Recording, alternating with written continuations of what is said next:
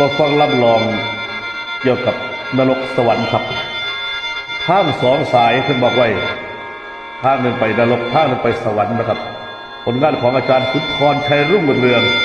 แล้วเป็นผู้แต่งให้พอผมรับแล้วผมก็มารับต่อ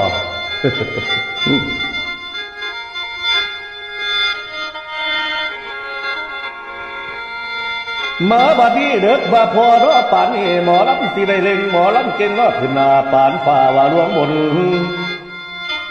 แขนกะโปจนผมสีน้ำแม่นทางก่อนอย่าฝ่านี่ให้เมื่อร้อนบึงมักขอว่าล้อรอยพอลำดีมาแล้วไปลำใส่พ้นกะซาอยู่โลกาโลกลมย่อยองได้ว่าดีลำอยู่ในโลกนี้ผมบอกแข่งนอกกับคนไผได้ฟังลำผมให้ว่ามีรอสุขคน